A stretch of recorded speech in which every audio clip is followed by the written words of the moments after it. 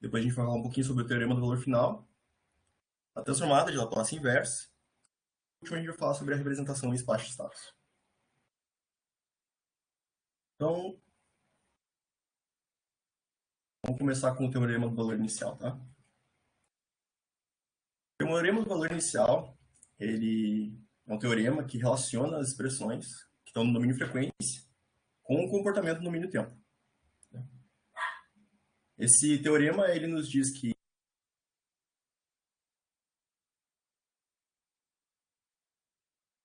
a variável s tendo no infinito, e com isso a gente pode obter o valor inicial da nossa função de transferência. Então, de onde que vem isso, né? A gente começa utilizando nossa definição de derivada no domínio de Laplace. Então, a gente viu na aula passada que a derivada da função x de t no tempo, ela equivale no domínio de Laplace a s, que multiplica x de s, menos um x de zero, que é a nossa condição inicial. Então, na equação 1, a gente tem exatamente essa definição. Então, a gente tem que a integral unilateral da transformada de Laplace, a integral de zero até infinito, de x ponto de t, multiplicando e na menos st, né? É a nossa definição da transformada de Laplace. Vai ser igual a s que multiplica a transformada do sinal x de t menos uma condição inicial. O que a gente vai fazer aqui é aplicar o limite quando s tende a infinito. Se a gente observar o lado esquerdo da nossa equação, a gente tem que essa integral aqui ela vai ser definida do nosso exponencial, né? Como a gente está avaliando para s tendo no infinito, a gente sabe que no infinito, por se tratar de uma exponencial decrescente, né, a gente tem um decaimento exponencial aqui por causa desse sinal de menos, toda essa parte da integral aqui ela tende a zero, né? Então, conforme s tende ao infinito, esta componente aqui da nossa expressão ela tende a zero. Isso é a mesma coisa que dizer que o limite de s tendo ao infinito, de s, x de s menos a nossa condição inicial é igual a zero. Exatamente o que está aqui. Se o limite de s tendo no infinito é igual ao nosso lado g da equação, vale dizer que o limite de s tendo no infinito de s x de s é igual à nossa condição inicial. Então é exatamente aquilo que a gente vinha conversando, né? Conforme a frequência tende ao infinito, a gente tende a obter um valor aqui da nossa condição inicial. Tá?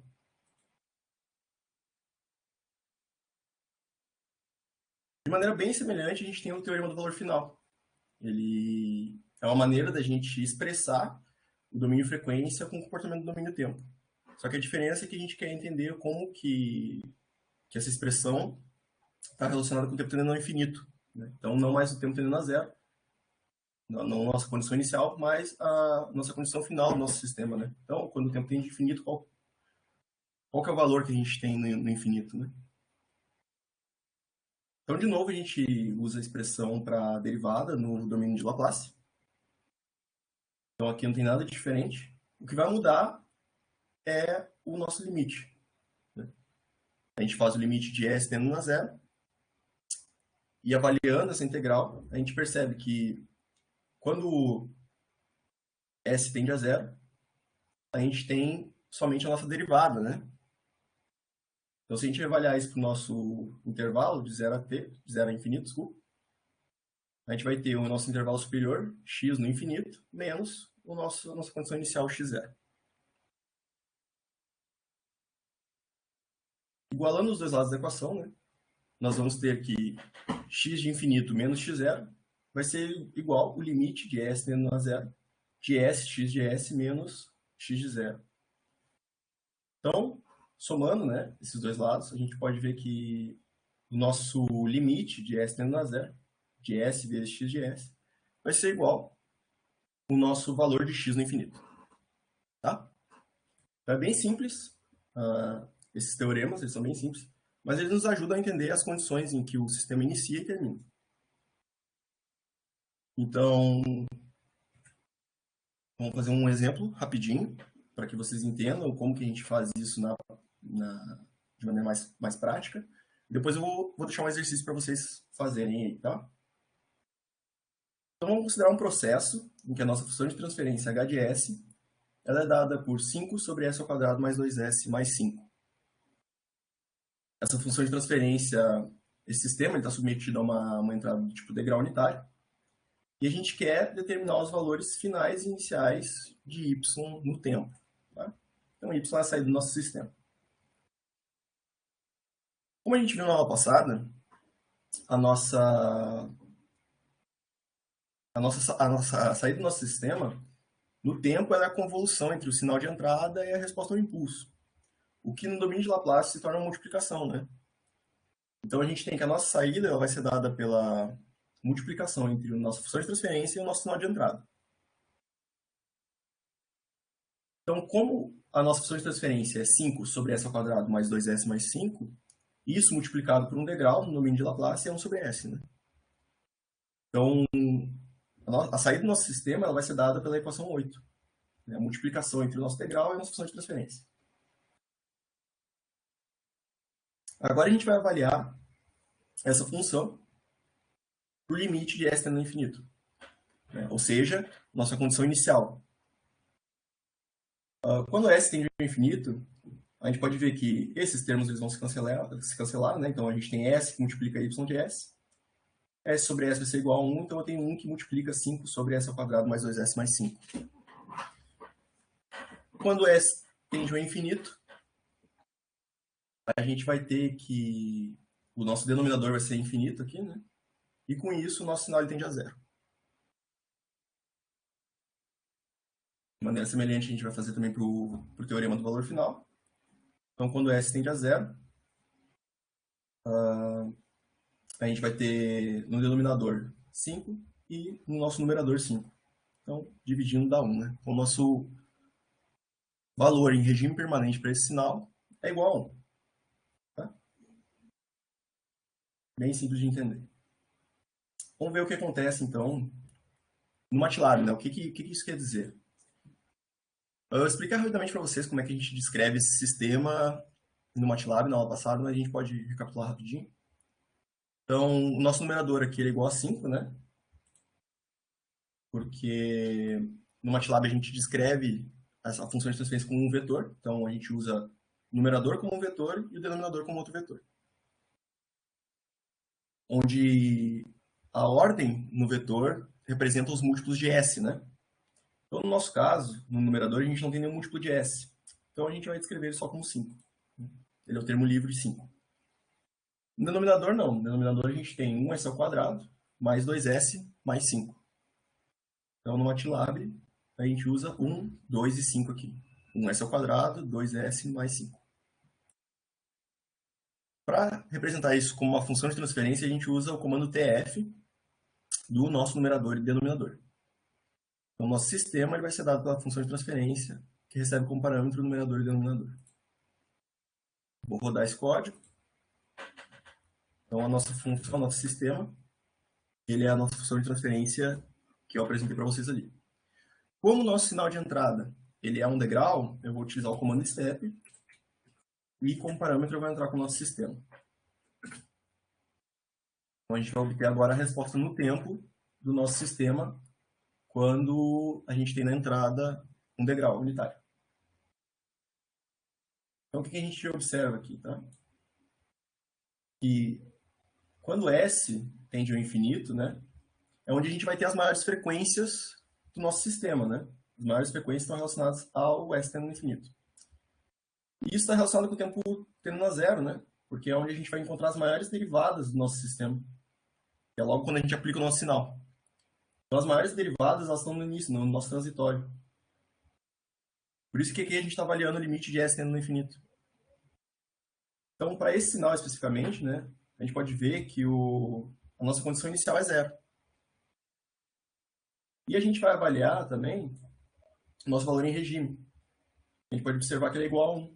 Aqui ele está tendendo a 1, né? Se a gente botar ele por um tempo maior, a gente vai ver que ele estabiliza em 1. E a gente está avaliando na frequência tendendo a zero Porque no tempo infinito, essa derivada aqui vai ser igual a zero, né?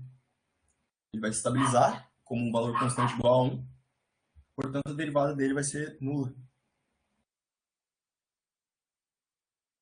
É bem fácil da gente ver como as condições iniciais e finais, avaliadas dessa forma, através do limite de S, estão relacionadas com o domínio tempo. Né? Bom, então agora é o exercício que vai ficar para vocês fazerem aí. Vou dar um tempinho para vocês fazerem. O que eu quero? Eu quero que vocês obtenham os valores finais iniciais da nossa y de S aí, quando o sistema está submetido a um degrau. Tá? Então, esse foi o exercício que a gente fez no final da aula passada. Então, vocês chegaram nessa transformada de Laplace, do sinal y de t. E agora a gente quer obter os valores finais iniciais desse sistema, tá? Eu vou dar um tempinho para vocês e 2 minutinhos para vocês resolverem, é bem facinho. Qualquer dúvida, vocês me chamem.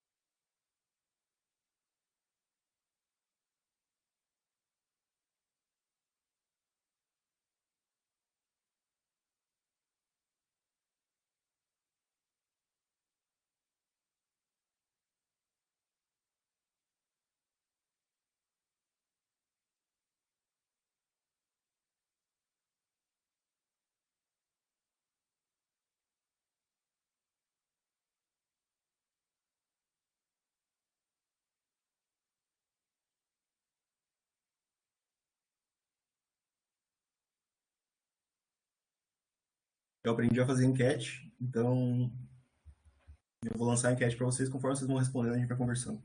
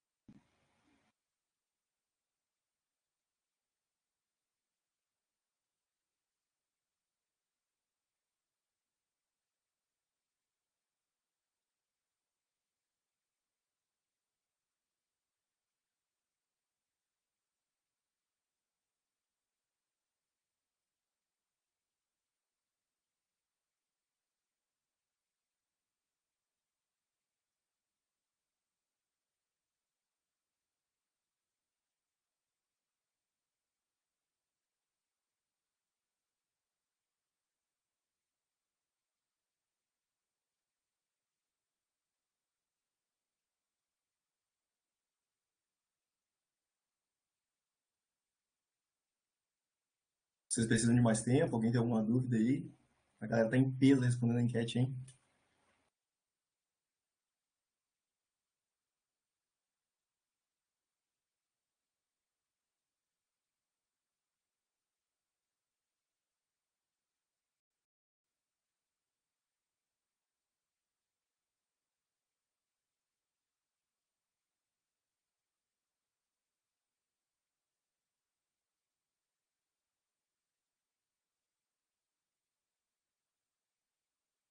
É isso então, né? Somente um aluno respondeu, então tá bom, né? Bastante gente respondendo. E o que a gente tem que fazer para avaliar esse problema, né? Fazer o limite de S vezes Y de S para o tempo, para a frequência tendendo a zero e para a frequência tendendo a infinito. Então, o que a gente vai fazer aqui? Eu vou jogar direto no MATLAB esse exemplo. Tá? Esse foi o exemplo que vocês fizeram na semana passada. Então, a gente vai poder analisar bem esse sistema que está acontecendo nele.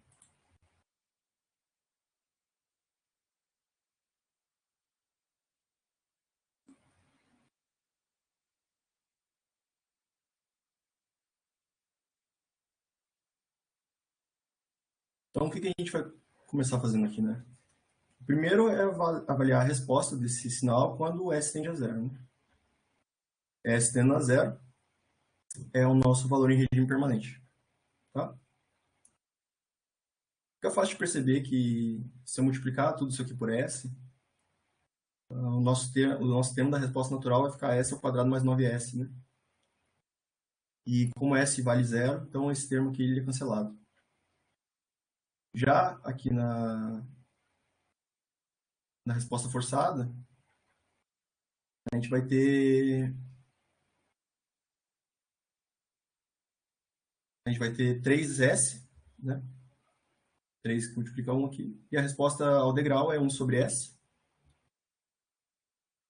Então, quando eu multiplico por S aqui, eu vou cancelar com o degrau. Eu vou ter 3 sobre S ao quadrado mais 7S mais 10. Como S tende a zero, eu vou ter 3 décimos na nossa resposta em regime. Quando aplicado o degrau, né? Para o nosso valor de frequência tendo no infinito, o nosso sinal da resposta forçada ele vai tender a zero, né? Porque eu não tenho nenhum S no numerador. Meus S estão todos no denominador. Então, esse sinal vai para zero. Enquanto aqui eu tenho S ao quadrado sobre S ao quadrado, né? Posso cortar, isso aqui vai dar 1. Então, em regime, quando eu aplico a resposta ao degrau, né? Quando eu estou impondo um degrau no meu sistema, eu tenho um valor de regime que está associado à minha resposta forçada, ao meu sinal de entrada. Então, a gente vai ver isso aqui agora no MATLAB. Então, o meu sistema está aqui. Eu vou rodar ele com uma resposta degrau.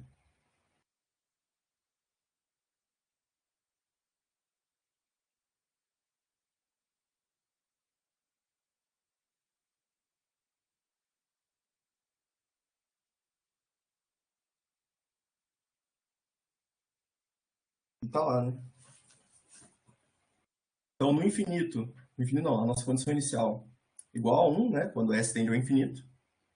Nosso sistema ele partiu de 1 e em regime ele foi para 0,3, nossos 3 décimos ali que a gente encontrou. Isso porque a gente está aplicando um degrau no sistema, né, gente? Porque se a gente for avaliar esse sistema quando eu não aplico uma entrada, quando minha entrada é nula, eu vou ter somente minha resposta natural. Então, se eu utilizar o limite de S tendendo a zero para esse sistema, o que eu vou ter? Né? Eu vou ter uma condição em regime igual a zero. Né? Então, em regime, meu sinal vai ser zero. E minha condição inicial vai ser 1. É o que a gente pode ver quando a gente aplica uma entrada nula. Minha condição inicial é igual a 1, de novo. Mas agora, o nosso sistema vai para zero. Porque o nosso sinal em regime está associado à nossa resposta forçada. Aqui, né? Então, esse era um conceito que tinha ficado faltando na aula passada. É um conceito mais simples. Mas agora a gente já pode partir para alguns conceitos mais avançados, como a transformada de Laplace inversa. Tá? Então, da aula passada a gente viu que a transformada de Laplace ela nada mais é do que a transformada de Fourier aplicada ao sinal x de t está multiplicando uma exponencial menos sigma t, né? Então, o que a gente tem que fazer? A gente tem que aplicar a transformada inversa de Fourier ao sinal x de s, de modo a obter o sinal x de t e na menos sigma t. Né? Isso é o que está na equação 11. Então, a gente está aplicando a transformada de Fourier, a inversa da transformada de Fourier, ao nosso sinal x de s. O primeiro passo aqui é que a gente tem que substituir a nossa derivada em relação a ômega pela derivada em relação a s, né? Isso é possível se a gente, como a gente sabe, s é a nossa variável complexa e ela é descrita como sigma mais j ômega. Então, se eu derivar s, eu acabo ficando com d ômega, né? Então, se eu tenho j de ômega igual a ds, basta eu passar j dividindo, então meu d ômega é igual a ds sobre j. E é isso que eu vou colocar na nossa equação 11. Outra coisa é que a gente está avaliando a nossa integral na frequência, em ômega, e agora a gente precisa avaliar ela em S, né? Então a gente vai trocar o intervalo para sigma menos j infinito e sigma mais j infinito. Ah, mas para fazer os exercícios e tal, tem que saber, tem que utilizar a definição? Não, né? A gente vai usar a tabela de novo, que nem a gente fez para os exercícios de transformada de Laplace. Então isso aqui é bom que você saiba de onde é que veio, mas na prática a gente tem a transformada de Laplace, a gente tem a tabela para isso, então o maior trabalho que vocês vão ter é descrever a, a função de transferência de vocês de uma forma que se encaixe na tabela. E é isso que a gente vai ver agora com os exemplos, tá? Então, alguns pontos importantes, né? Na aula passada a gente viu o que é um polo e o que é um zero. Então, a gente sabe que numa transformada de Laplace unilateral, a gente tem que uma constante que multiplica uma exponencial vai ser igual, no domínio de Laplace, a constante sobre S menos P, onde P é o polo do nosso sistema, da nossa função. Então, né, a gente pode simplesmente olhar pelo outro lado. Se a gente tem na nossa transformada A sobre S menos P, a gente vai ter no domínio do tempo a exponencial de P na T. Então, bem simples. O que a gente vai fazer é só fazer o caminho inverso, né? Se a gente já tem a nossa transformada, a gente vai ter que obter ela no tempo. Isso aqui é para um polo simples, né? Se todos os nossos polos da nossa função, da nossa transformada, eles forem distintos, então a gente vai reescrever essa função como um somatório de k igual a 1 até n, onde n é o número de polos do nosso sistema, de A de k sobre S menos pk. Isso, lembrando, é para polos distintos, né? Nem sempre a gente vai ter só polos distintos. A gente vai ter também polos repetidos, em que, se o polo ele se repete R vezes, a gente vai descrever a nossa função, a nossa transformada de Laplace, como A sobre K, A de K, sobre S menos PK elevado na N, né? Onde N vai ser o número de vezes que o polo se repete, certo? Então, se a gente tem polos repetidos, a gente tem uma transformada que tem esse formato da equação 17, a gente pode obter uma resposta no tempo que tem esse formato. A que multiplica T elevado na n menos 1 sobre n menos 1 fatorial. Isso, lembrando que está sempre multiplicando uma exponencial, né? Exponencial de pkt.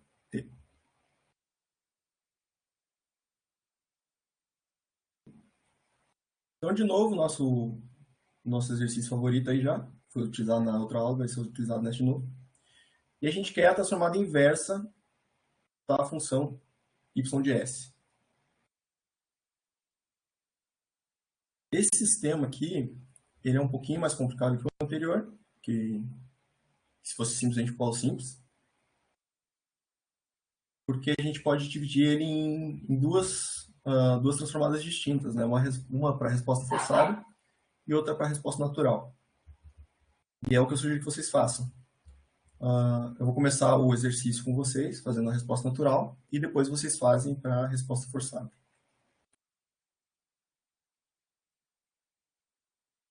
Então, a gente tem que a resposta natural do nosso sistema, ela, vou chamar aqui de yn, ela é igual a s mais 9 sobre s ao quadrado mais 7s mais 10.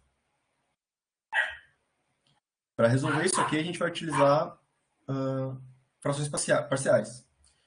Então, a gente expande esse polinômio em uma função do tipo a sobre s mais 5. Então, tem uma constante sobre o primeiro polo simples. mais b sobre o segundo polo. E o que a gente quer é obter um sistema de equações e igualar esses polinômios. Lembrando que igualar um polinômio é igualar os coeficientes dos polinômios, né? Então, a gente pode passar multiplicando o nosso denominador e a gente vai obter que S mais 9 é igual a A, que multiplica S mais 2, mais B, S mais 5. Então, a gente pode ver aqui que a gente tem A mais B igual a 1 e 2A mais 5B é igual a 9. Tá? A gente resolve esse sistema de equações, onde A vai ser igual a menos 4 terços e B é igual a 7 terços. De modo que a gente pode reescrever a equação 19, né, em função desses termos. Então, a gente tem que a nossa transformada de Laplace, nosso y de n, vai ser igual a menos 4 terços sobre S mais 5, mais 7 terços sobre S mais 2. Então, a gente pode ver que a gente tem dois polos simples aqui, né? Então, a gente tem uma constante sobre um polo simples e uma constante sobre um polo simples. Então, basta a gente fazer o caminho inverso da tabela, né? Então, se eu tenho uma constante sobre um polo, isso vai ser igual a minha constante que multiplica e o polo que multiplica t. Então, o nosso primeiro termo aqui vai ficar menos 4 terços, que multiplica e na menos 5t. E para o nosso segundo polo, a gente tem 7 terços, que multiplica e na menos 2t. Tá? Então, resposta forçada aqui do nosso sistema. E vocês façam a transformada para a resposta forçada, aí, por favor.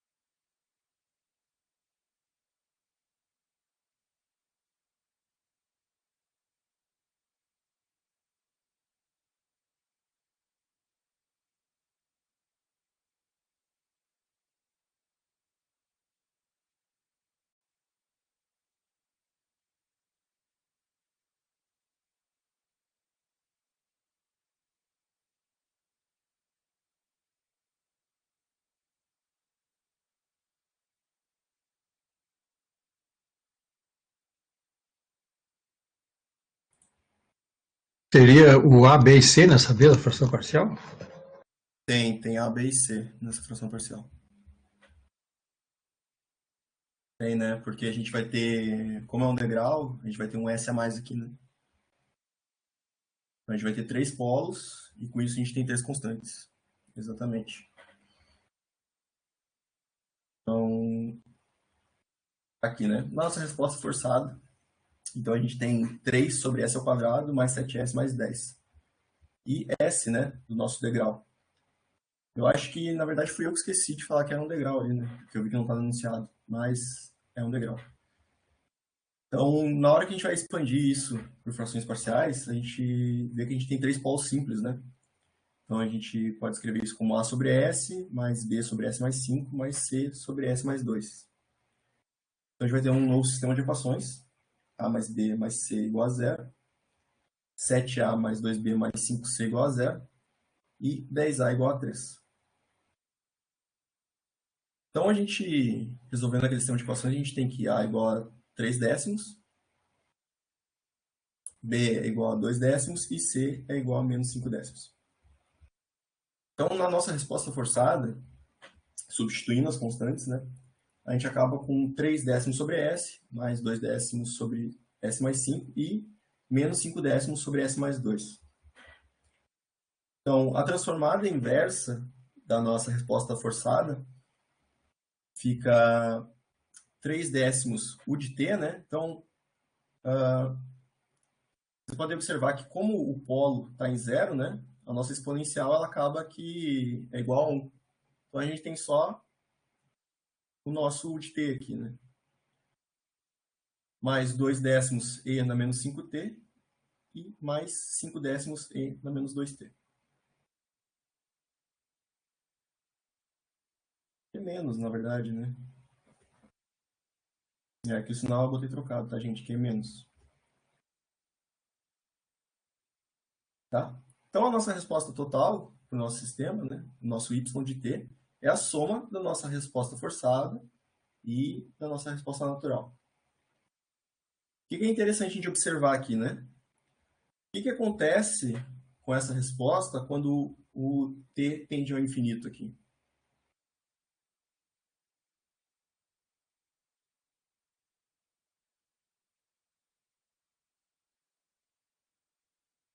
Vou botar na enquete aqui, mano.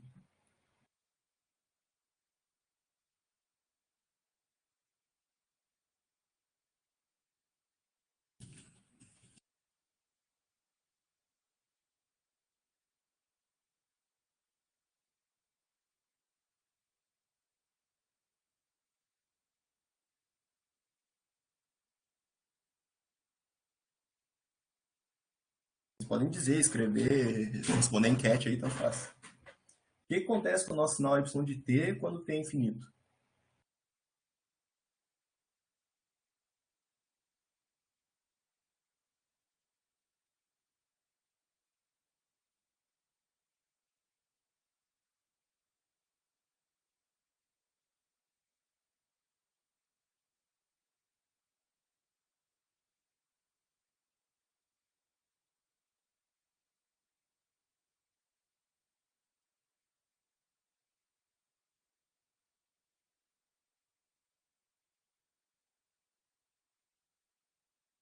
Ninguém? Nada? Zero? Não apareceu a resposta aí? Eu botei. Botou? Não apareceu. Ah, tá aqui, tá aqui. Não, é eu que não sei mexer na ferramenta. Ah, já todo mundo respondeu. Vamos ver. Exatamente, fica 3 décimos, né? Ah, a galera botou que fica apenas o degrau, y de t igual a zero. Não, acertou quem botou que é 3 décimos, né? Porque quando t tende ao infinito aqui, a gente tem só exponenciais decrescentes aqui, né? Só tem decaimento exponencial aqui. Então, todos os termos que apresentam decaimento exponencial, quando t tende ao infinito, eles vão para zero, né? Então, não importa o valor da nossa constante está na frente, esse termo vai ser zero. Como esse termo aqui está multiplicando só o nosso degrau, então a resposta é 3 décimos, né? No infinito. E o que acontece quando o t é igual a zero, né?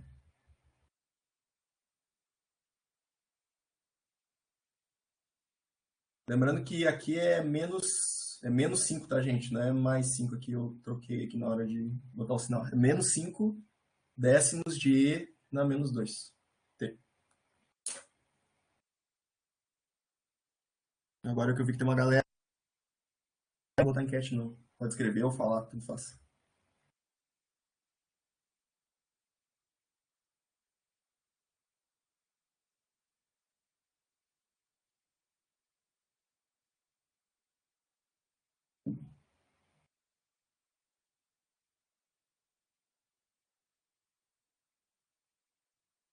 Quem botou ali que ficava apenas o degrau talvez esteja certo, né? Vai ficar a constante que multiplica o degrau, se foi isso que tu quis dizer.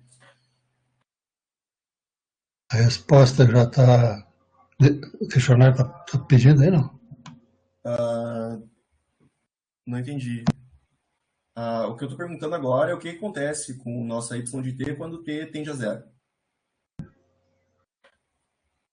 Vai ser nossa condição inicial, né? Sim.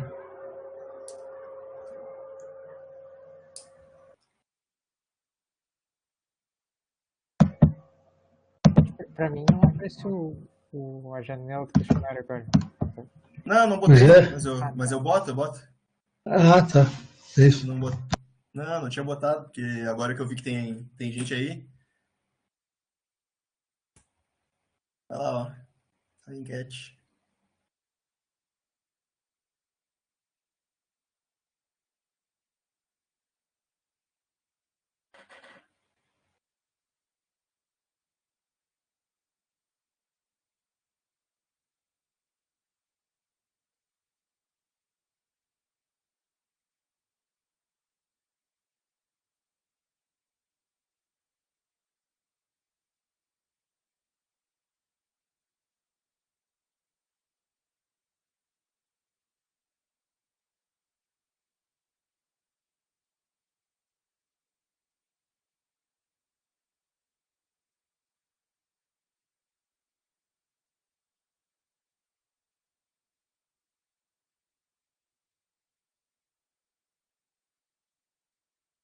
É isso. A maioria acertou, eu acho, né? Deixa eu ver.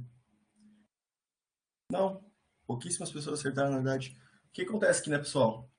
Quando o t tende a zero, a nossa exponencial, ela tende a 1, né?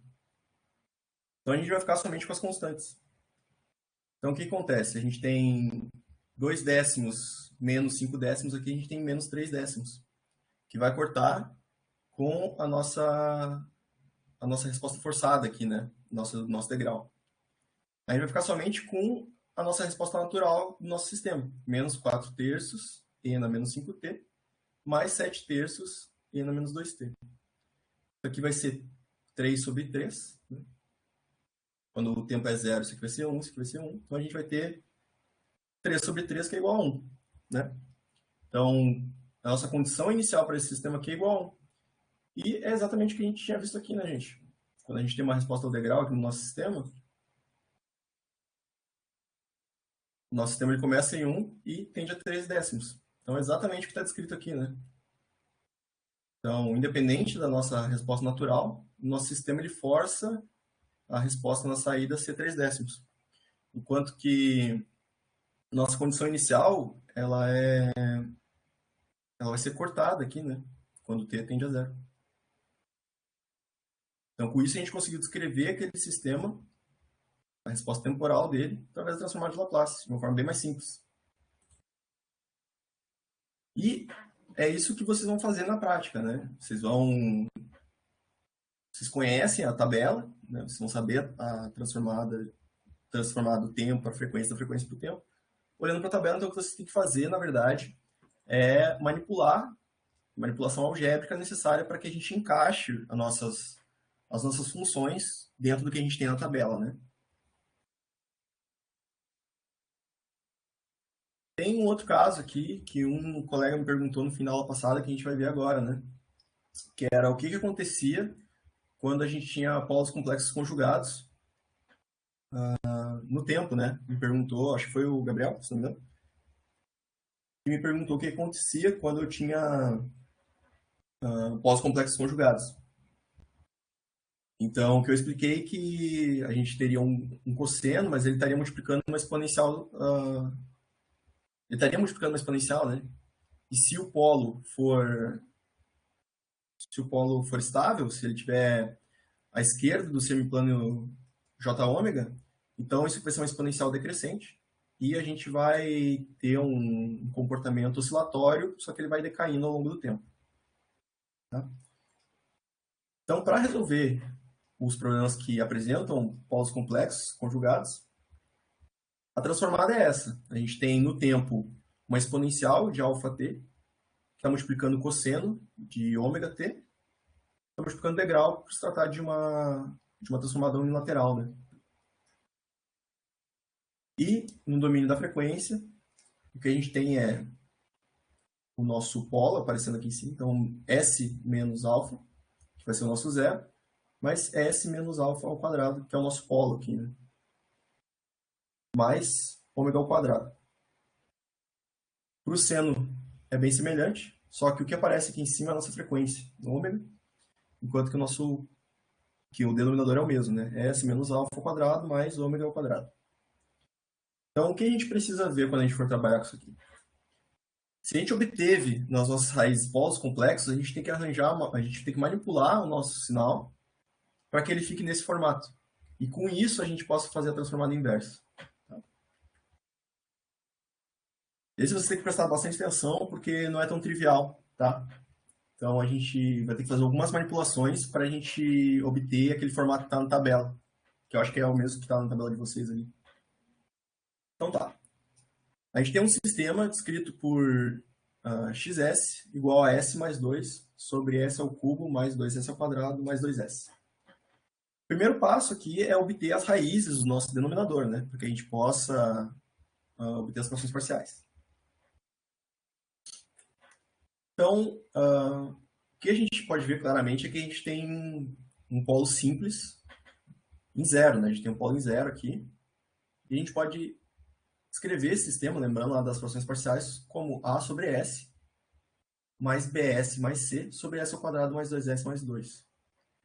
Isso porque os polos de S ao quadrado mais 2S mais 2 são polos complexos conjugados. Então isso vem lá do que vocês já estudaram em frações parciais, né? Se BS mais C. Então tá. Então multiplicando, né? A gente vai passar multiplicando o denominador do lado esquerdo aqui para o lado direito. A gente vai obter um sisteminha de equações. Onde a gente vai ter 2A igual a 1, 2A mais C igual a 0 e A mais B igual a 0.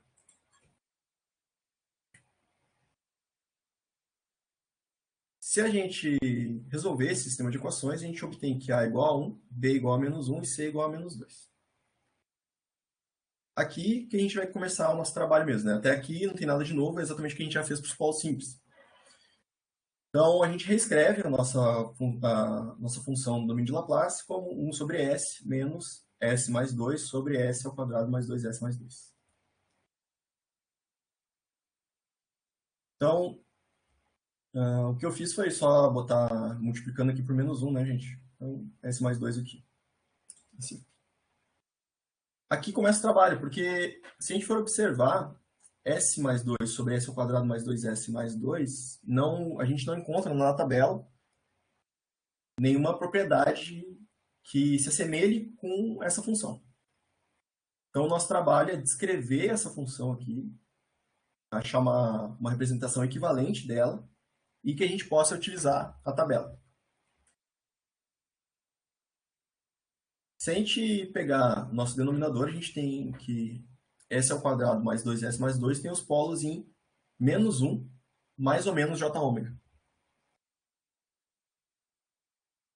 Então, o que a gente tem lá na... Deixa eu voltar aqui. Esse é que vai representar como cosseno, a gente tem o nosso polo, ele é exatamente igual ao nosso zero, né? A diferença é que está ao quadrado. Então, a gente precisa escrever o nosso sistema nesse formato aqui.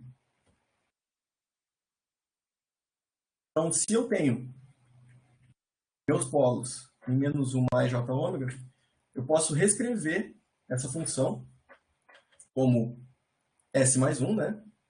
E eu passo 1 para o lado aqui. E o denominador dela vai ser o mesmo. S mais 1 ao quadrado mais 1 ao quadrado. Né? O que eu fiz foi elevar ao quadrado S menos 1 mais j ômega ao quadrado. Então, quando eu elevo esses termos ao quadrado aqui, eu vou ter S mais 1 ao quadrado mais j ômega ao quadrado.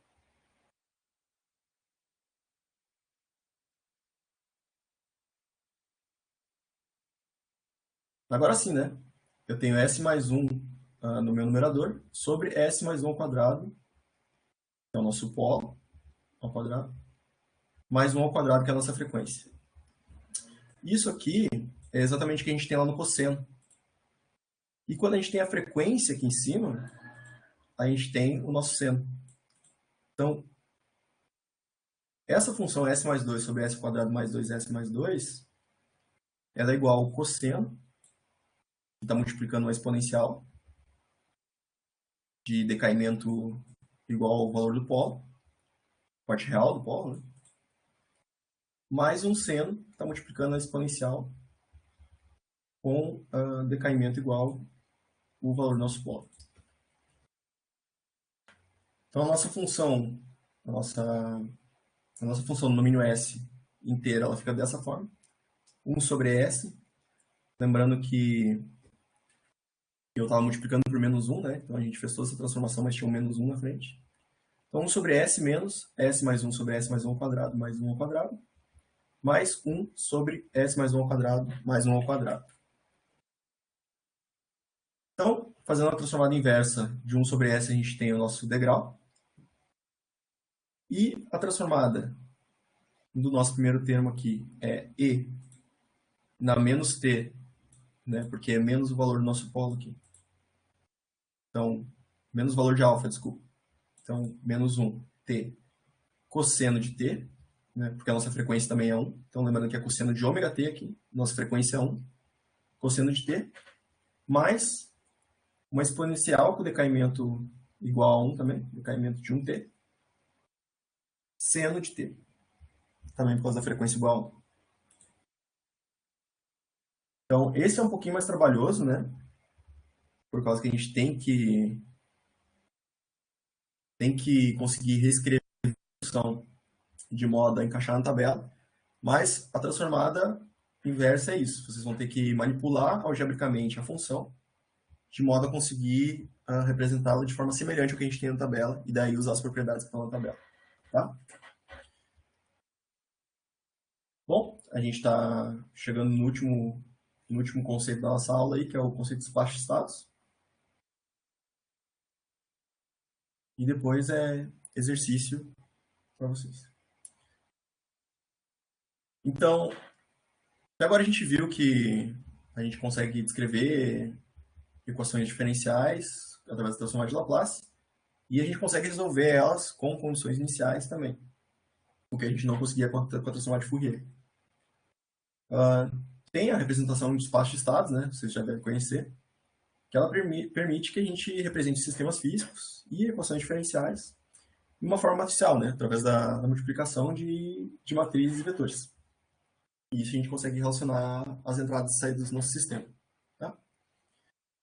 Então, na nossa representação em espaço de estados, a gente tem um formato apresentado na equação 41, que é a nossa derivada de Q ponto, vai ser igual a uma matriz A, que está multiplicando Q, mais um vetor B, que está multiplicando X, que é a nossa entrada, e a nossa saída, y de t, ela é igual a um vetor C, que multiplica o nosso vetor Q, que são os estados do nosso sistema, mais um vetor D, que multiplica a nossa entrada x de t. Então, o que a gente vai fazer é utilizar a transformada de Laplace para resolver problemas que podem ser representados no espaço de estados.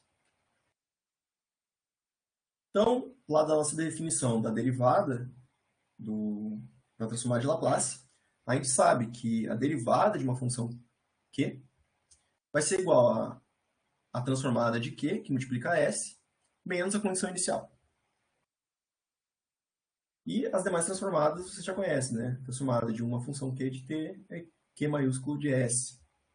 E assim para x de t e y de t. O que a gente vai fazer agora é isolar o nosso q, a nossa transformada da q, né? Então a gente isola eles, de modo que a gente tem na nossa primeira linha s q de s menos a q de s. Isso vai ser igual ao nosso vetor de entradas, b, que multiplica x de s, transformado na nossa entrada, mais a condição inicial.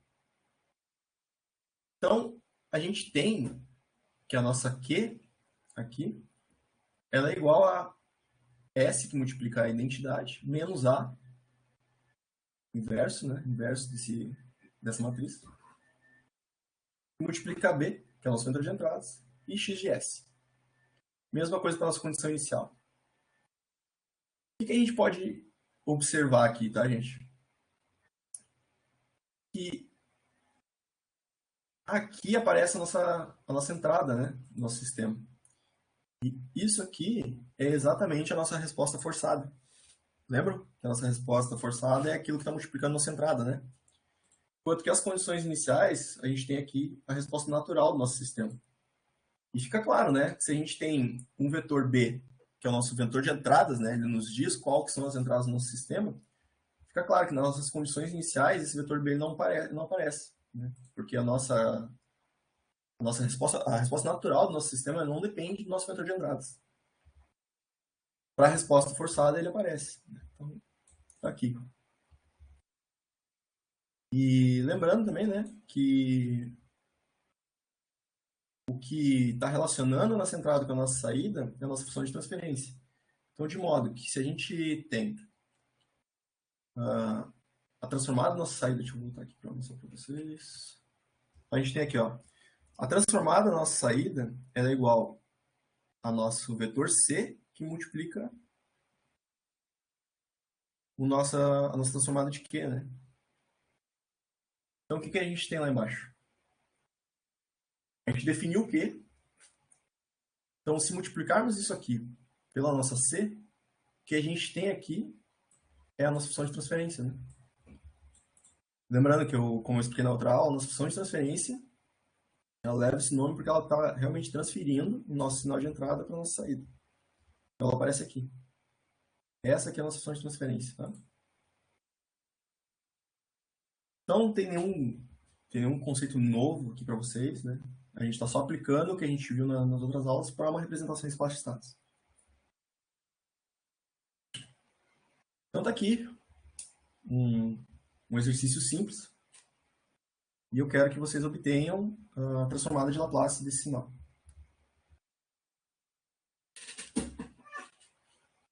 Então, o que eu estou pedindo é a função de transferência. Então, vocês façam a transformada aí para nós, obtenham a função de transferência e esse é o exercício, tá? Vocês precisam que eu volte lá na definição, tá aqui.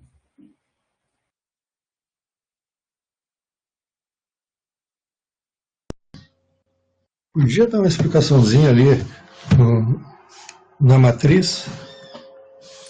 Qual matriz tu diz? Essa que tu apresentou ali antes. Aqui no exercício?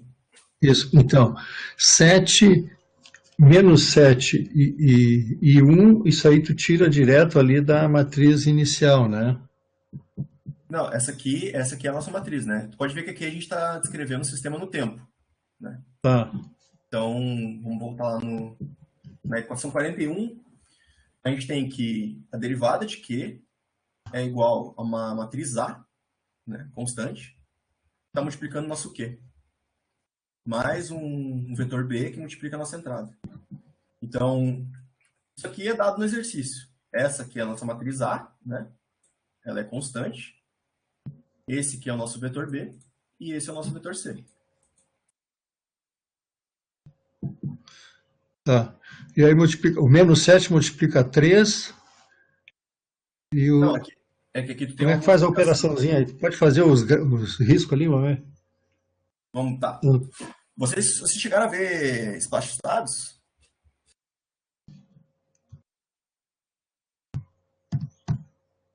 Eu achei que vocês tinham visto Splash Status. Tá, vocês viram. Tá, não tem problema.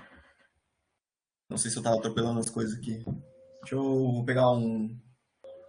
Não, só para ter uma ideia, quando resolve a equação ali, acho que eu estou É, me confundindo nas multiplicações ali.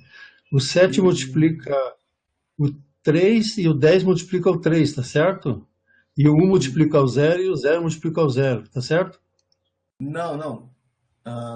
Aqui tu tem uma multiplicação matricial, né? Então, Q aqui, ele é um vetor. Ele é um vetor de ordem 2, né? Assim como Q ponto é um vetor também, né? X também é um vetor. Então, eu vou pegar esse material aqui, eu vou abrir ele... Deixa eu abrir ele em outro lugar que eu possa arriscar.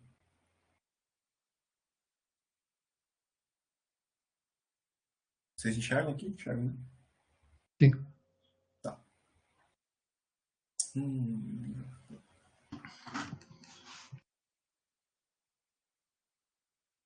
Deixa eu ver se é esse aqui.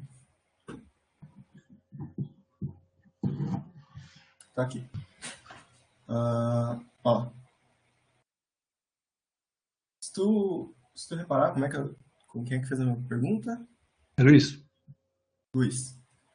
Ó, Luiz, se tu reparar, tanto A, B, C e D, eles são constantes no nosso problema, tá? Então, quando a gente for realizar a transformada, eles não vão mexer, né? Eles vão continuar constantes enquanto a gente realiza a transformada, tá? Até aqui tudo bem? Sim. Tá, beleza, então. Então, o que a gente tem aqui? A gente vai realizar a transformada desse sinal, né? Então, a transformada de Q é... Isso aqui é meu Q, tá, gente? Não dá para enxergar. Isso aqui é Q de X, multiplica S, né? Menos um Q de 0, que é o nosso Q inicial. Tá? Isso aqui vai ser igual a A. A é essa matriz aqui, né? Essa primeira matriz aqui é A. Isso aqui, então, é a A que multiplica a transformada de Q. Aqui, isso aqui é um Q de S. Aqui eu botei X, né? Aqui é S, gente. Mais B, que multiplica a transformada da nossa entrada, que é X de S. Tá? E B, ele é esse vetor aqui, ó.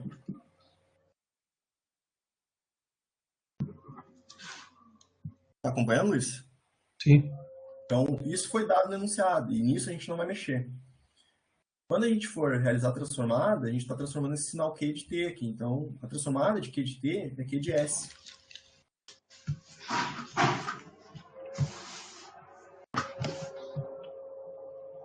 Então, aqui, ó. O que a gente vai fazer é aplicar a definição, né? Como eu isolo Q, eu tenho que Q vai ser igual a S, que multiplica a identidade, menos A, e a inversa desse sinal. Então, o que eu tenho aqui? Eu vou ter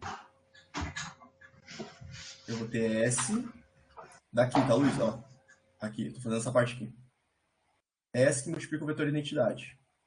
Como a ordem de A, isso aqui é uma matriz de ordem 2, então eu tenho que isso aqui é 1, 0, 0, 1, né?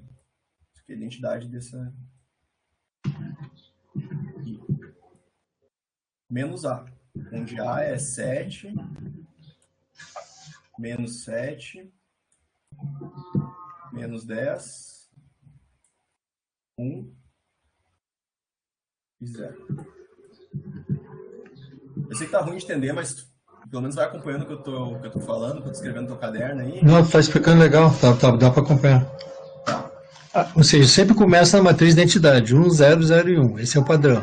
Isso. Só que tu tem que lembrar que isso vai variar dependendo da ordem do sistema, né? A gente sabe a ordem desse sistema por causa do tamanho da matriz A. A matriz A, ela é uma matriz de 2 por 2, então a ordem do nosso sistema é um sistema de ordem 2, tá? Então, essa matriz de identidade, ela tem que ser do mesmo tamanho da nossa matriz A, né? Para que a gente possa realizar essa operação. Certo? Sim. Beleza. Então, a gente vai resolver isso aqui. S que multiplica a identidade menos a nossa matriz A. E a gente vai realizar a inversa disso. Vocês lembram como é que faz a inversa de uma matriz? Sim, mas, por exemplo, aí multiplica... Quem multiplica quem? Aí tu pode só completar essa operação para mim ter... Claro, claro. Ó. Então, eu vou resolver isso aqui, né? Sim. Então, isso aqui vai ser uma matriz S, 0, 0, S, menos 7, menos 10, 1 e 0. Então, lembrando que na soma de matrizes, eu vou ter o primeiro termo com o primeiro termo, segundo termo com o segundo termo. Então, S menos 7, isso aqui vai ser S mais 7. No primeiro termo, né? Isso que eu queria pegar essa dica aí. Ó, no segundo termo, eu tenho 0 menos 10. Então, eu vou ter no segundo termo 10. Na segunda linha, eu tenho 0 menos 1. Então, eu tenho aqui menos 1. E aqui eu tenho S menos 0. Então, eu tenho S. Tá?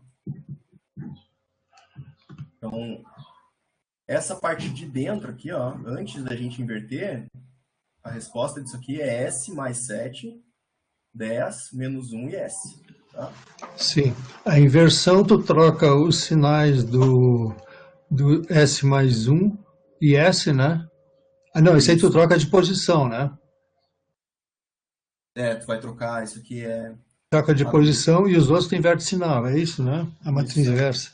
se eu não me engano, é isso aqui, né? 1 sobre A D menos BC que multiplica D A e menos B menos C. Se eu não me engano, é isso aqui. É melhor olhar aqui, porque não vou É, essa tabelinha aí que às vezes eu me atrapalho, se o cara não tem ela na mão, o cara troca. Mas não se preocupe que isso é normal. E até onde eu sei, os professores só vão cobrar de vocês quando for trabalhar isso aqui com a matriz 2x2, tá? Ninguém vai fazer vocês inverter uma matriz de ordem maior. Sim, mas tu inverteu errado, deu. Trocou o sinal ali, tá roubado, né? Se tu não tem que fazer. Não tem que fazer. AD menos BC, BA. Acertei. Como eu me lembro disso, eu não sei, tá? Mas é isso. É o treino. Então é isso, tá?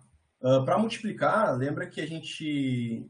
Então, tu vai inverter isso aqui e tu vai obter uma matriz de ordem 2x2, certo? Sim. Porque a ordem do sistema não vai alterar.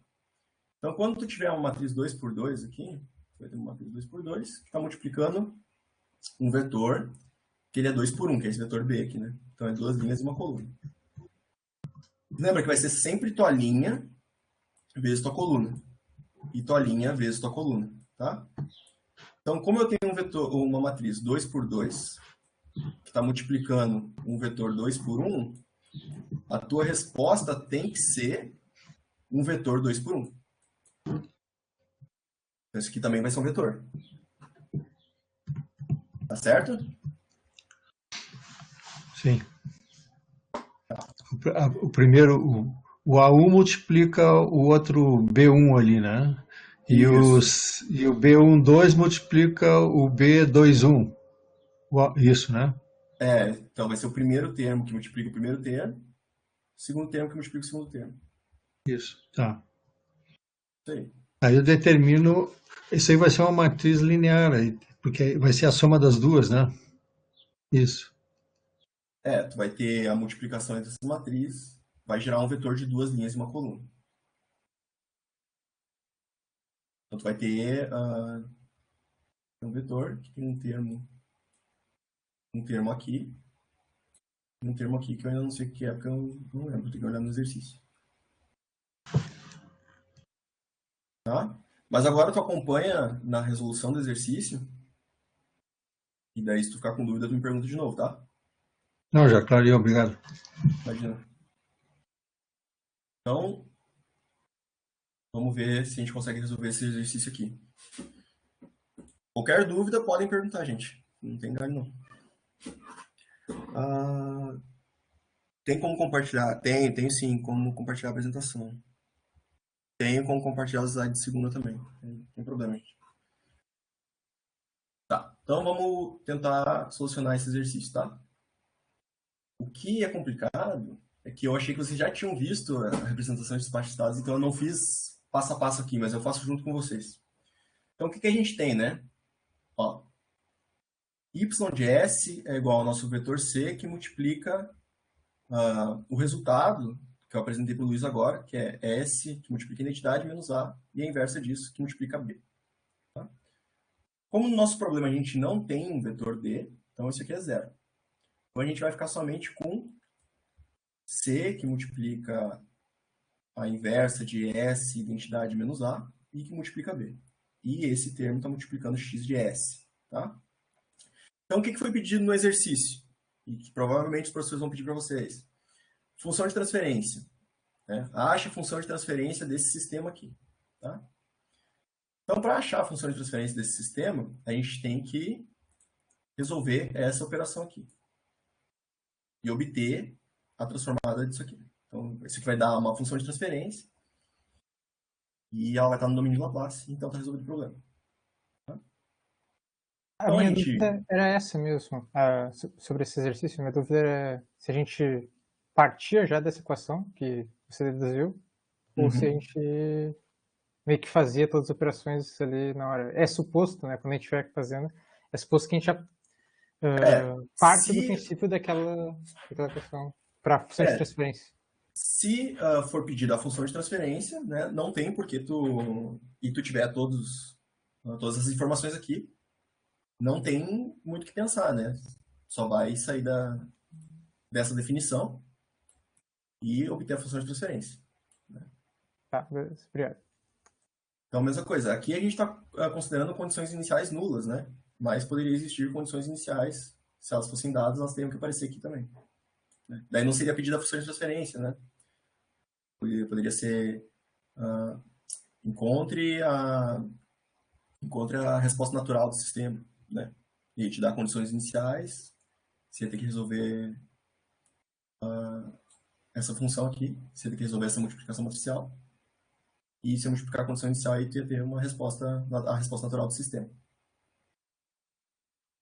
Então, o que eu fiz aqui, gente, foi só substituir as matrizes e vetores que estão presentes aqui para solucionar esse exercício, tá?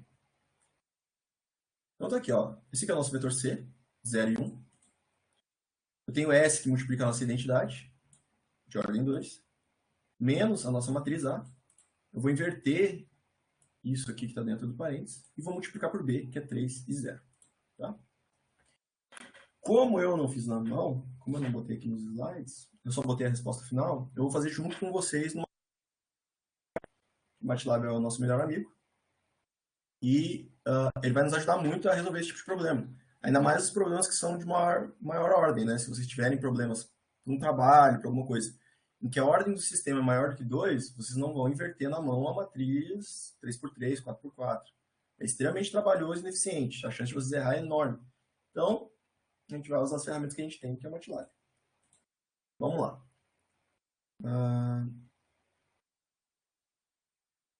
Vou separar ele aqui. Então, o que a gente tem ali? Ó? Eu vou definir as nossas matrizes conforme está no enunciado do problema, tá? que é importante vocês saberem aqui? Vocês têm que saber diferenciar o que é a matriz A, B, C e D, né?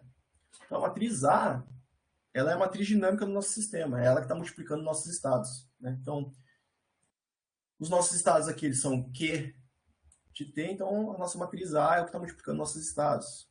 Se o X é a nossa entrada, o que está multiplicando nossa entrada é o nosso vetor B. E o nosso vetor D. Só que o nosso vetor D, ele está na saída, não na dinâmica, né? Na dinâmica a gente tem A, Q de T, mais B e a nossa entrada. Então aqui a gente tem A que multiplica os nossos estados. Vou definir aqui então. A é uma matriz, né? Então, eu não sei o quanto vocês sabem de MATLAB, mas a gente está botando entre isso aqui, colchetes. Menos 7, menos 10, que é a nossa primeira linha. Ponto e vírgula para dizer que é uma nova linha. 1 e 0. Então está aqui nossa matriz A. Nossa matriz B é igual a 3 e 0. Eu boto o apóstrofo aqui para dizer que eu estou transpondo esse vetor, né? Então está ali, ó. Meu vetor B é 3 e 0. E o nosso vetor C, ele é o nosso vetor que diz qual dos estados que vai aparecer na nossa saída, né? Ó, se os estados são o nosso vetor Q aqui, C é o vetor que diz qual das saídas que a gente está, qual dos estados que a gente está interessado, né? Então aqui a gente quer o nosso segundo estado, né? Então C é igual a 0 e 1. Então agora a gente só vai aplicar a definição. Eu tenho que y vai ser igual ao vetor C que multiplica. Aqui é importante fazer o seguinte, ó. A gente vai definir como uma variável simbólica, então a gente usa sims. Consegue enxergar aqui direitinho? O meu ativar o Windows, então tá correndo. A gente vai ativar ó, aqui sims de S, para criar uma variável S, que é simbólica.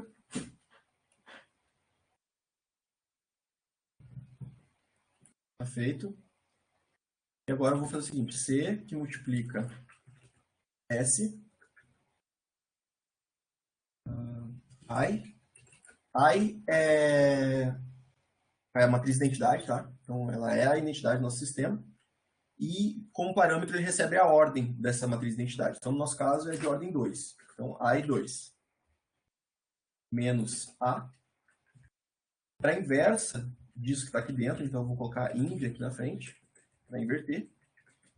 E a resposta disso vai multiplicar B. Vou rodar. E o que a gente tem ali, eu posso ir na bonitinha aqui. Então a gente tem que a nossa resposta é 3 sobre S ao quadrado mais 7S mais 10. E é o que está aqui.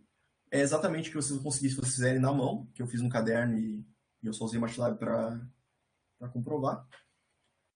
Então, a nossa função de transferência, que é o que foi pedido, é isso aqui, é o que está multiplicando a nossa entrada, né? Então, está aqui a nossa função de transferência. 3 sobre S ao quadrado mais 7S mais 10. Tá? Gente, para a nossa aula de hoje, era isso. Não tem nenhum conteúdo novo. Agora eu só vou mostrar algumas coisas no MATLAB, para quem quiser.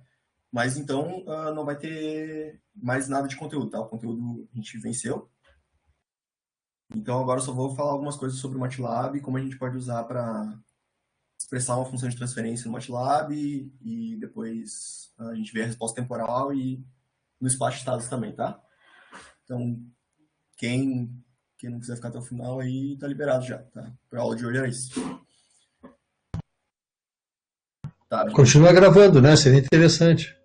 Sim, eu vou continuar gravando. Quem não puder, estiver aqui, pode ir. Vou deixar gravando ainda e vou falar um pouquinho mais sobre o MATLAB, tá? Algumas considerações sobre o MATLAB. Quando a gente vai descrever um sistema com uma função de transferência para o MATLAB, ele não permite que a gente dê as condições iniciais. Que é um problema, porque quando a gente trabalha com a transformada de Laplace, muitas vezes a gente vai ter condições iniciais no nosso sistema, tá? Como é que a gente vai contornar esse problema? Vamos lá para o nosso exercício lá do início.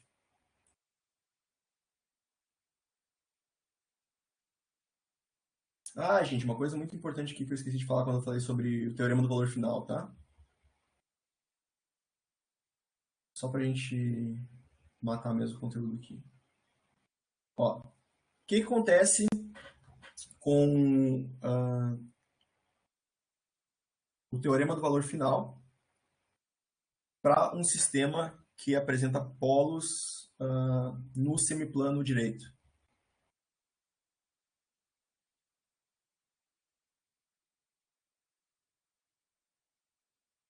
Né? O que vai acontecer com o nosso sinal quando a gente tiver um polo instável no nosso sistema?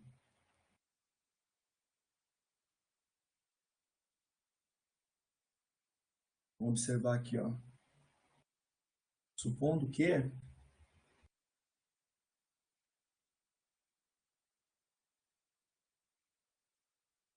fazer aqui. Se a gente tiver um numerador, esse aí deve ser o octave.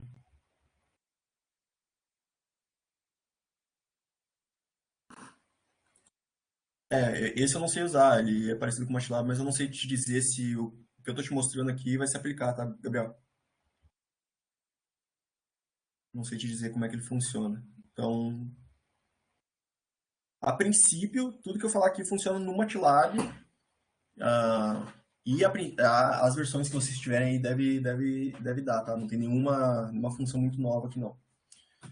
Então, tá, para o teorema do valor final, né? A gente viu que quando a gente simula esse sistema aqui, o sistema do exemplinho que a gente fez,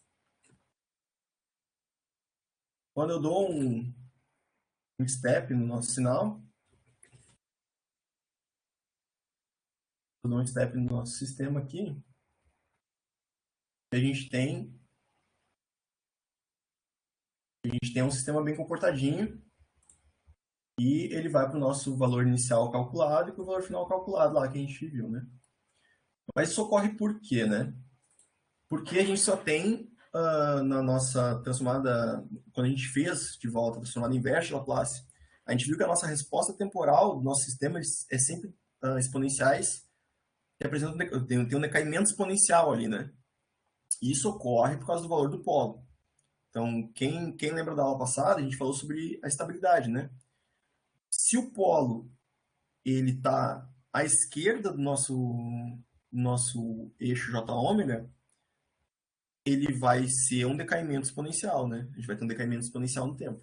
Se ele estiver à direita, a gente vai ter um crescimento exponencial e o nosso sistema é instável. Então, o que aconteceu com o nosso sistema aqui, né? Ele pegou e estabilizou. Isso ocorre por quê? Porque se a gente vê as raízes do nosso denominador, a parte real delas é negativa, né? Isso significa que os polos do nosso denominador, eles são negativos, eles estão à esquerda do eixo imaginário. Só que o que acontece se a gente tiver um polo no semiplano direito, né? Então, vamos ver aqui.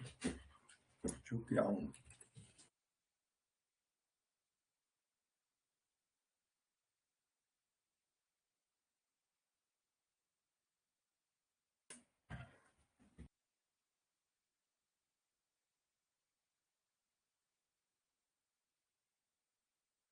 Então, tá. Vamos supor que a gente tenha o seguinte denominador agora. 1, 0 e menos 1.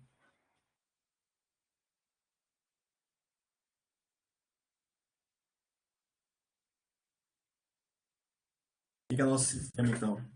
Ele é 5 sobre s ao quadrado menos 1. Tá? Se eu aplicar um degrau nesse sistema, vamos ver o que acontece no tempo. Olha lá, ó. Nosso sistema ele é instável, ele vai para o infinito conforme o tempo vai para o infinito. Então fica claro que a gente não consegue calcular o valor final quando a gente tem polos instáveis. Então, se vocês estiverem fazendo a transformada, vocês verem que o polo tem um polo simples, mas o polo está posicionado à direita do semiplano imaginário, do eixo imaginário, a gente tem um polo instável e a gente não consegue usar o teorema do valor final, tá? Não tem como calcular esse valor. Certo? Então, isso. Uma pergunta, no caso por exemplo, quando eu estou usando o Octave, eu boto o Bode ali, depois que tu fez a equação, e ele traça os diagramas de fase e o outro diagrama ali, né? Sim. Uhum. No caso aqui, eu deveria usar step sys. Será que ele faria essa operação no Octave? Eu só estou te perguntando, de repente, para ver se tem uma ideia a respeito. Deveria fazer, né? Assim, eu O nunca problema é o usei. comando. O Eu comando que tem nunca que dar. usei eu nunca usei o Octave. Então, Ah, mas é barbado. Bota aí o Octave e já entra online na hora. não, até acredito, mas eu sempre trabalhei com MATLAB e, assim, agora eu não vou saber te dizer se é a mesma função ou não. Deve ser, porque, pelo que me disseram, ele é bem similar ao MATLAB, né? Então, acredito que sim, se tu descrever o sistema, o problema também é como tu descreve ele numa função de transferência, né? Não sei te dizer de verdade. É que tu colocaste step sys, e é isso aqui é que me chamou a atenção. Ah, é que É sys. que tu usou. Sim, eu usaria, por exemplo, um H, né? HTF, numerador, denominador, é a mesma coisa, né? Ali Então, dentro eu colocaria, abre o parênteses, coloca dentro de colchete, vírgula, fecha o colchete, coisa e tal, e aí dá o comando. Aparece essa função. tem Só uma que coisa. o gráfico que tu faz é o strip sys, ou tu faria strip H, de repente, né? São maneiras de escrever só. Não, mas já melhorou.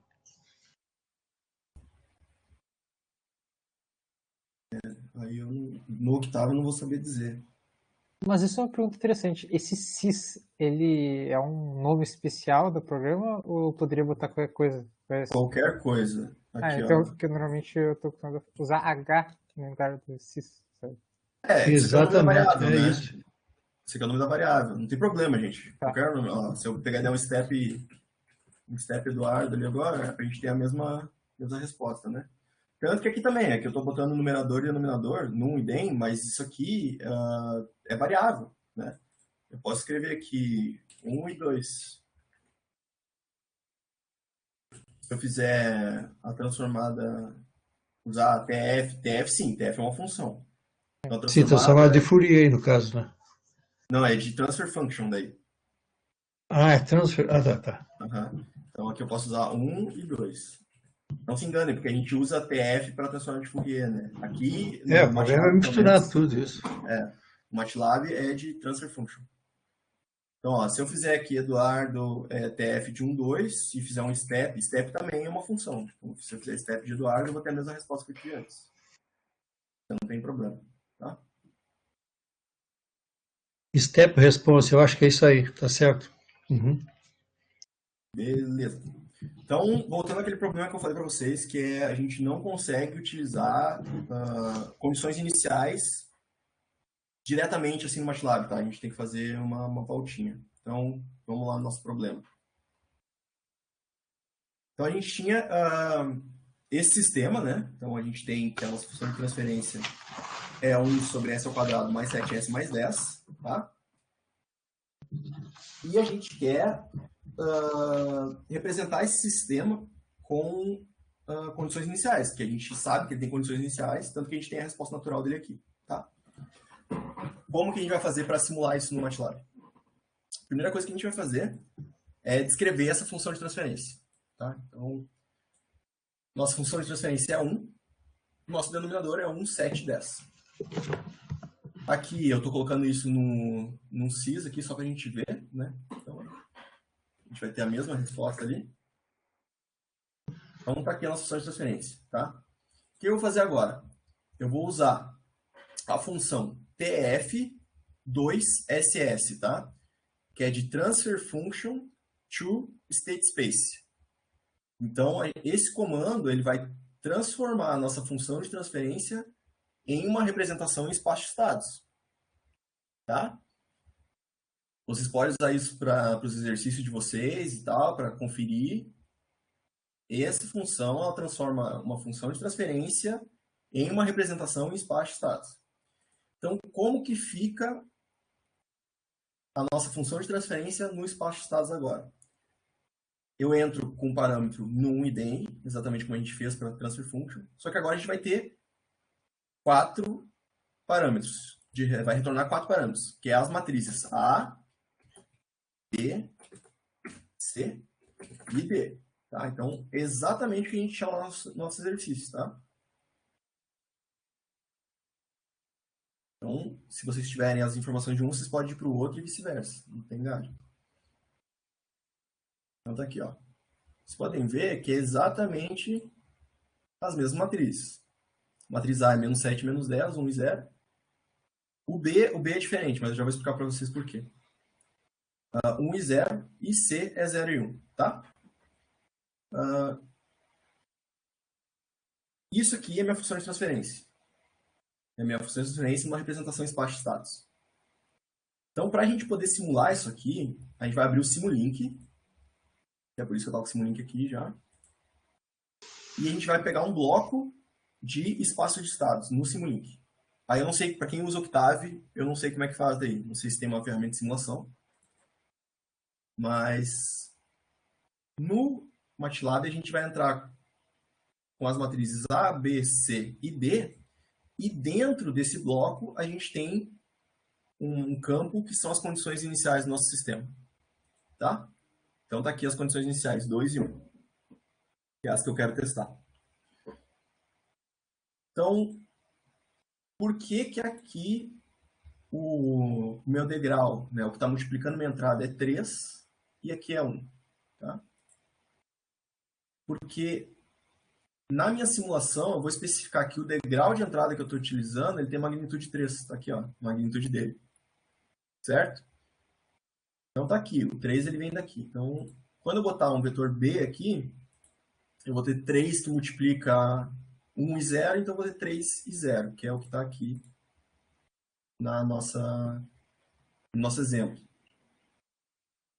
Então, aí sim, eu consigo simular esse sistema com condições iniciais, tá? Aqui as condições iniciais. Se eu fosse aplicar um step nesse sistema aqui, o que vai acontecer? Step.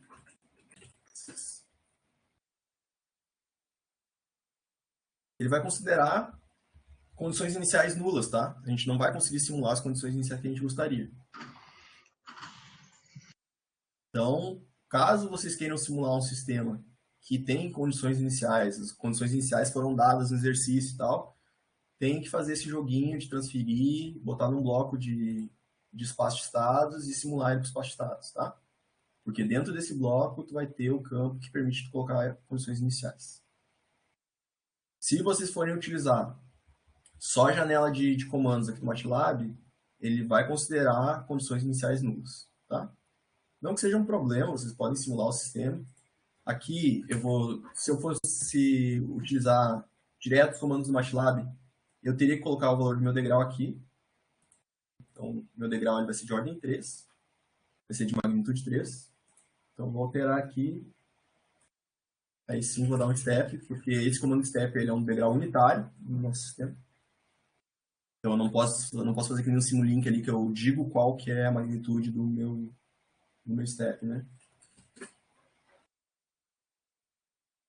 E aqui, então, a gente vai ver que, com condições iniciais, a nossa resposta forçada, ela para em 3 décimos, que é o que a gente calculou, né?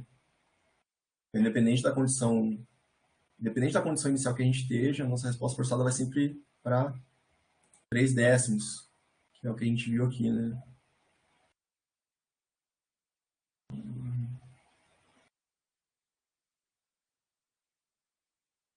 Cadê? Aqui, né? Então, independente do que a gente tem de condição inicial, se a gente avaliar isso aqui com o t tendendo ao infinito, a gente vai ver que sobra 3 décimos. Então, é independente da condição inicial que eu aplico no sistema.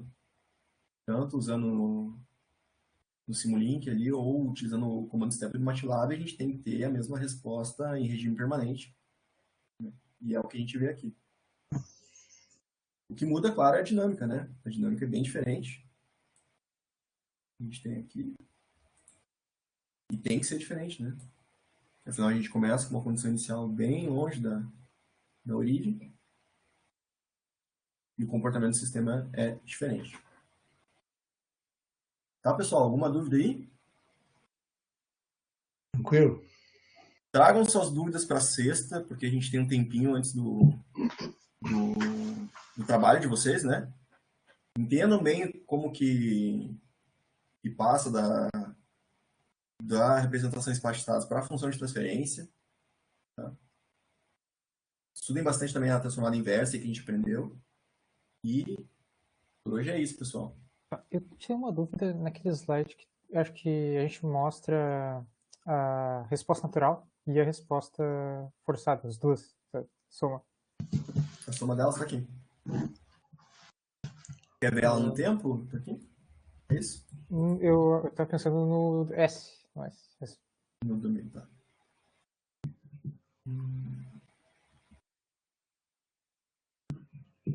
Eu cheguei a mostrar ela. É essa aqui, tu disse? É. Tá, eu também posso declarar uma variável que é ela completa no MATLAB, né? Ela tem as duas. Não posso? Sim, não. No MATLAB, tu... Não. Se for usar o command step,